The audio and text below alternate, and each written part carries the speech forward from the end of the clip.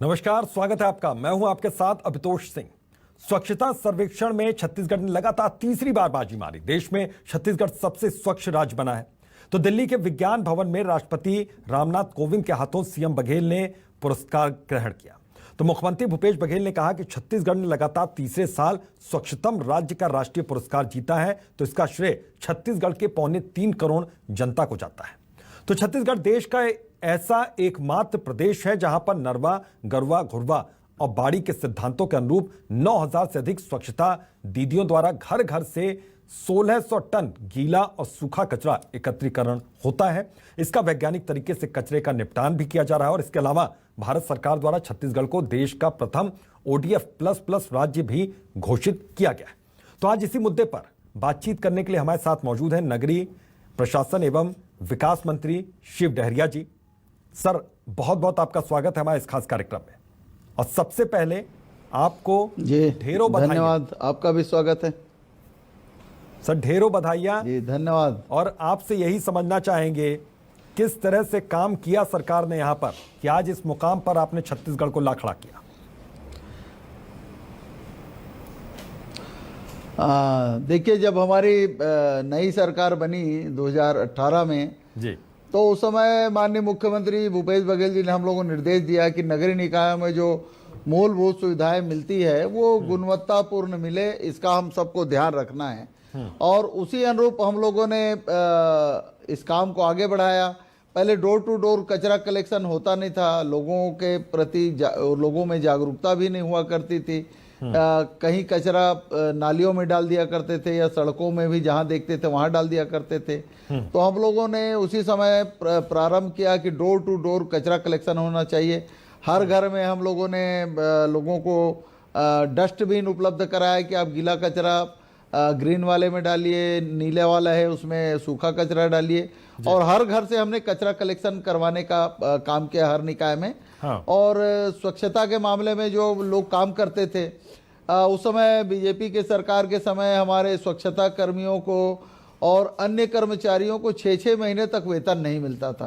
तो मैंने जब बैठक ली और देखा तो कर्मचारियों को कितने दिन तक तनख्वाह नहीं मिल रहा है, तो मैंने अपने सेक्रेटरी को, उस समय जो सेक्रेटरी थे उनको कहा कि मैं अपना तनख्वाह आज से रोक रहा हूं। जब तक कर्मचारियों को तनख्वाह नहीं मिलेगा मैं मंत्री का तनख्वाह मैं खुद नहीं लूंगा।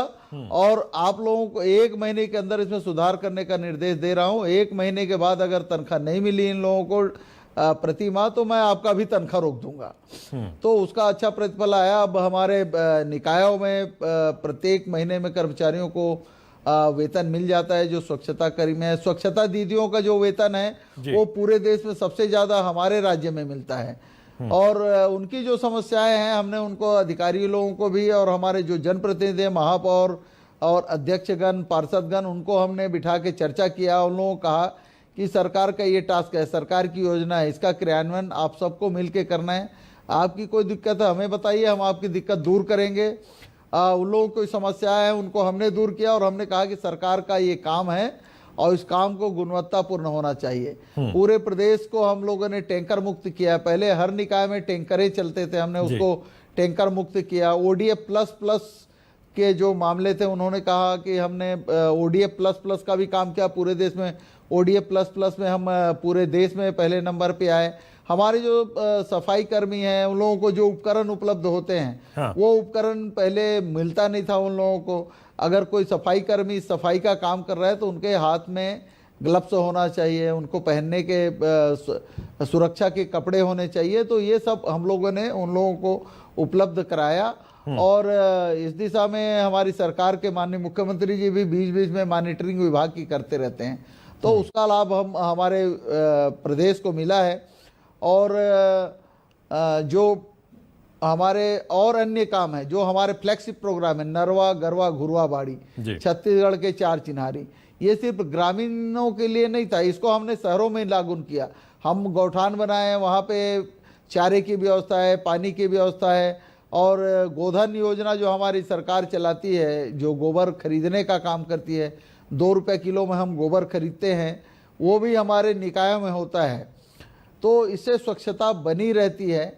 तो ये सारे काम हम लोग एक टास्क लेके करते हैं, गुणवत्तापूर्ण काम हो, कहीं कोई कमी ना रह जाए, इसके लिए हम लोग प्रयास करते हैं कि कहीं कहीं कमी जो रहती है वो उन कमियों को समय पूर्व किस तरह से ठीक किया जाए, इस तरह के निर्देश सारे लोगों को दिए गए हैं। और इन्हीं सब कामों के माध्यम से हम स्वच्छता में पहले नंबर आए हैं। और हमारे प्रदेश की जनता ने जो जनादेश हम लोगों को दिया है कांग्रेस पार्टी को, उस जनादेश में हम कैसे खरे उतर सकते हैं, नगर निकाय में जो सबसे अच्छा काम देश में होता है उनसे अच्छा काम हम करें।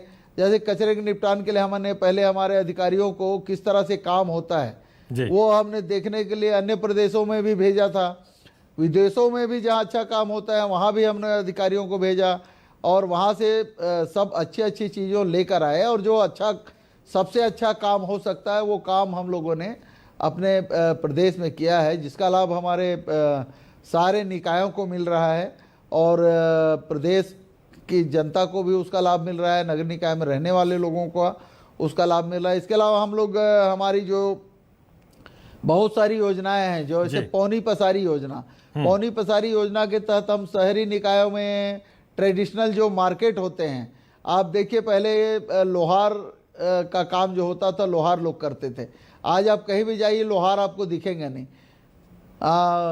जो सब्जी बेचने वाले तो कहीं मिल जाते, लेकिन धोबी हैं, लोहार हैं, बाल काटने वाले भाई हैं या अन्य और काम करने वाले जो ट्रेडिशनल व्यवसाय के होते हैं, उन लोगों को हमने शहर में एक अलग मार्केट उपलब्ध करा दिया है।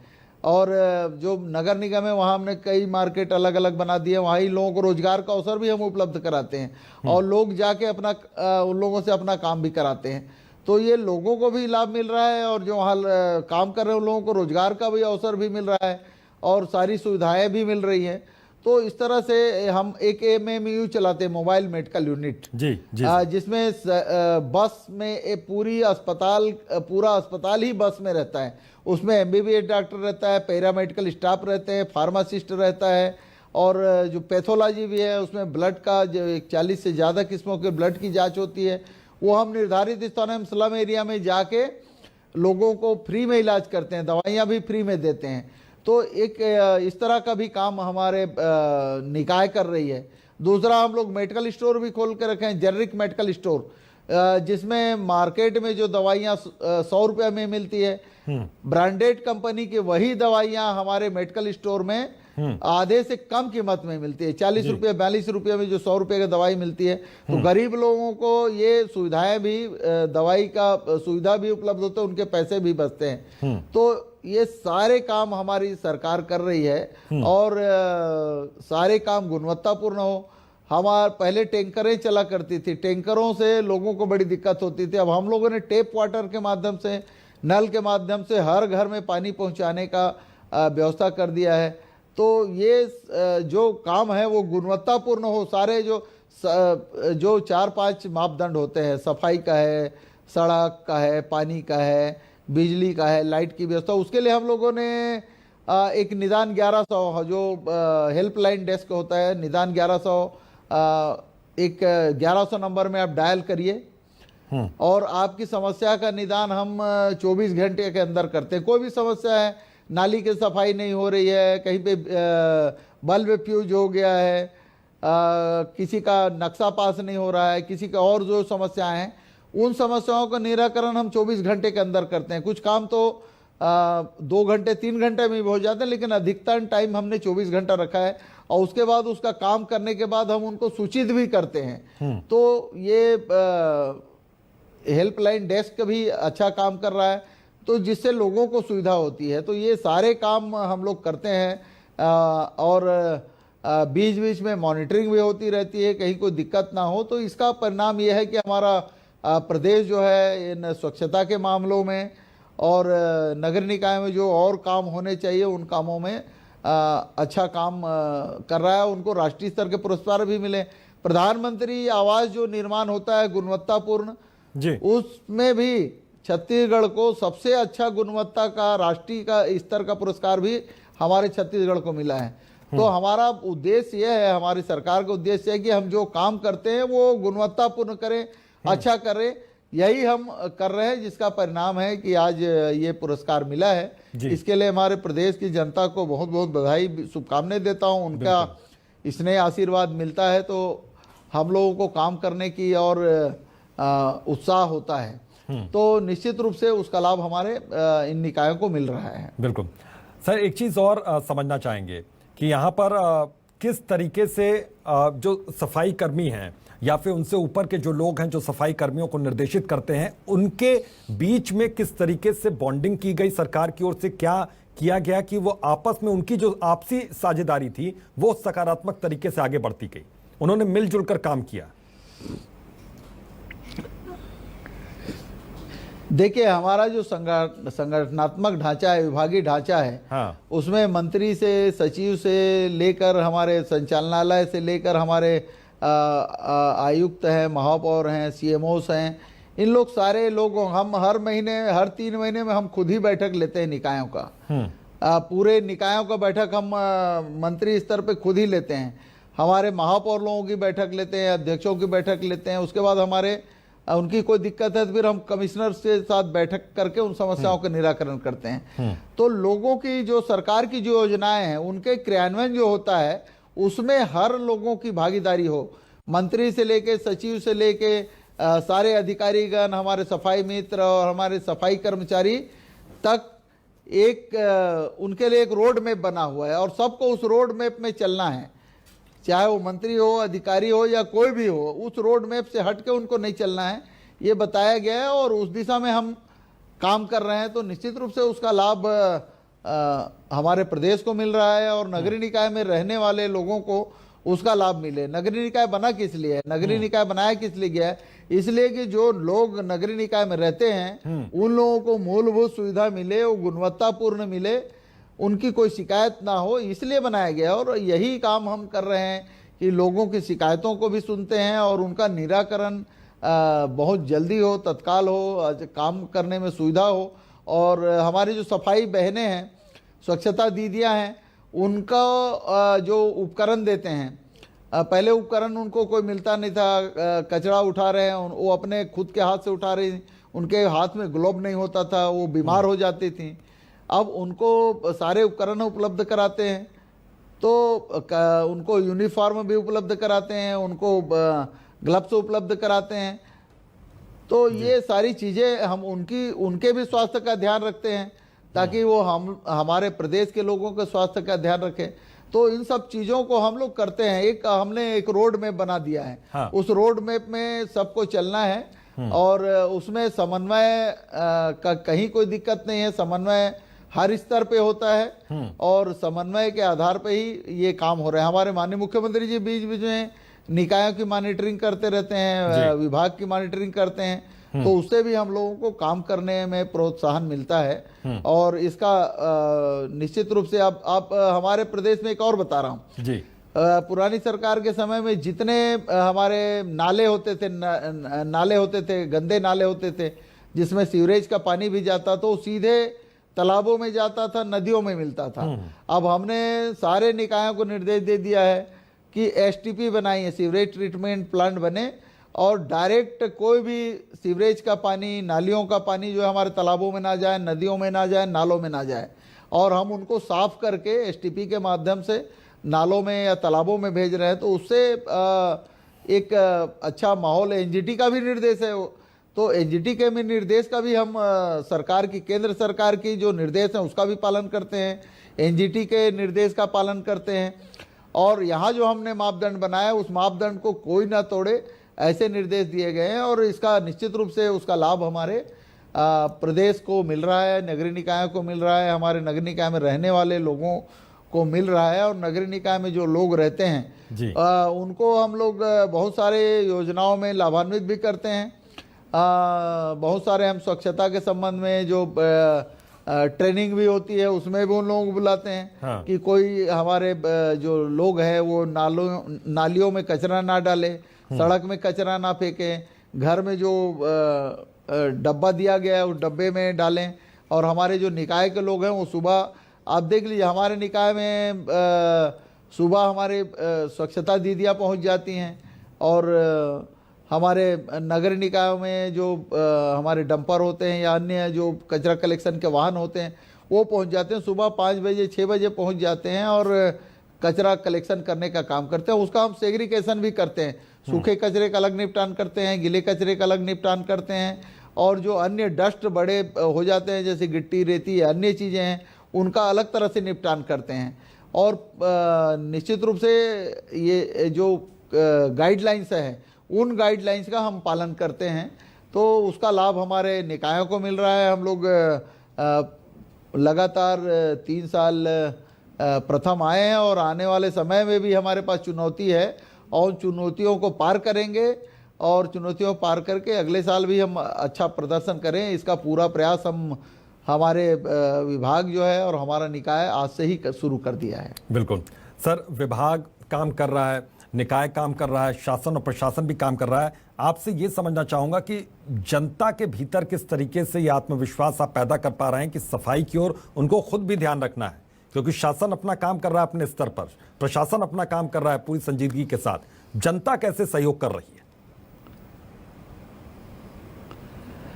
जनता को भी हम लोग जागरूक करने का काम करते हैं। जनता के बीच बीच में हमारे पार्षदगण, हमारे अधिकारी कर्मचारीगण जनता को जागरूक करने के लिए काम करते रहते हैं और निश्चित रूप से पहले जो स्थिति थी उससे अब सुधार आ रहा है। जनता भी जागरूक हो रही है कि हमको अपने स्वास्थ्य का ध्यान रखना है, साफ सफाई का ध्यान रखना है। ये अब जनता भी सहयोग करना धीरे धीरे शुरू कर दी है और निश्चित रूप से जो सरकार की योजनाओं का क्रियान्वयन है उसमें सरकारी कर्मचारी अधिकारी ही नहीं, हमारे जनप्रतिनिधि भी और हमारी जनता भी शामिल हो जाए तो उसका निश्चित रूप से लाभ मिलता है और इस दिशा में हमारा राज्य आगे काम कर रहा है। जी सर, शिखर पे पहुंच जाना एक बड़ी चुनौती होती है, लेकिन शिखर पे बने रहना उससे भी बड़ी चुनौती होती है। तो इस चुनौती से कैसे पार, क्योंकि अभी ये सफर लंबा है, पिछले 3 साल से आप ये अवार्ड मिलता जा रहा है और आगे भी आप चाहते हैं इस तरीके से मिले, तो कितनी बड़ी चुनौती के तौर पर इसको देख रहे हैं? निश्चित रूप से चुनौती तो है। आदरणीय राष्ट्रपति जी ने भी कहा कि जिनको पुरस्कार मिल गया है उस पुरस्कार को बरकरार रखने के लिए आने वाले समय में चुनौती बड़ी रहती है। तो हमने उस चुनौती को स्वीकार किया है और जब हमको पहला पुरस्कार मिला उस समय हमने उस चुनौती को स्वीकार किया, उसके अनुरूप काम किया। दूसरे बार भी पुरस्कार मिला तो हम लोगों ने कहा कि हमको उस चुनौती को स्वीकार कर उससे अच्छा काम करना है, तो हमको तीसरा पुरस्कार मिला। तीसरा पुरस्कार जो हमको मिला है उसमें हम लोगों ने चुनौती स्वीकार कर लिया है, राष्ट्रपति जी ने कहा है, तो हम उस दिशा में काम करेंगे और जो अभी तक जितना अच्छा काम किए हैं उससे ज़्यादा अच्छा काम करके दिखाएंगे। आने वाले समय में भी हमको पुरस्कार मिले इसके लिए हम काम करेंगे। और हमारे प्रदेश में जो 239 पुरस्कार होते हैं पूरे देश में, उसमें 67 निकायों को हमारा पुरस्कार मिला है। 239 में 67 पूरे देश में हमको 2 से 3% पुरस्कार मिलना चाहिए, लेकिन 28% पुरस्कार हमारे राज्य को मिला है, 67 निकायों को। तो हम प्रयास कर रहे हैं कि आने वाले समय में हमारे प्रदेश को और निकायों को पुरस्कार मिले, कम से कम हम शतक मारें। इस दिशा में हमारी सरकार आगे काम करेगी। मतलब बड़ी उपलब्धियों के साथ साथ बड़ी जिम्मेदारी आती जा रही है यहाँ पर सरकार पर। जी हाँ, जी हाँ, निश्चित रूप से अगर पुरस्कार मिलता है तो चुनौती भी है और उस चुनौती को पार करने के लिए हम लोग आगे काम कर रहे हैं। हमारे मुख्यमंत्री जी ने भी निर्देश दिया है कि जो भी काम करें हम गुणवत्तापूर्ण करें और इस निर्देश का हमारा निकाय जो है, हमारा विभाग जो है पूरी तरह से पालन करेगी और आने वाले समय में हम और बेहतर प्रदर्शन करके दिखाएंगे। जी, ये मानकर चलें सर कि आने वाले समय में कुछ और योजनाएं लाई जा सकती हैं सरकार की ओर से ताकि इस दिशा में और काम हो सके अच्छे तरीके से? निश्चित रूप से आप देख लीजिए, जो शहरों का गंदा पानी जो सीधे नालों में तालाबों में मिलता था जी, अब उसके लिए हमने एसटीपी बनवाने की व्यवस्था की है और लोगों को उसमें जागरूक भी किया है कि गंदे पानी जो है, सीवरेज का पानी जो है नालियों में ना डालें, उसके लिए व्यवस्था है। तो उस दिशा में अब लोग भी जागरूक हो रहे हैं, काम कर रहे हैं।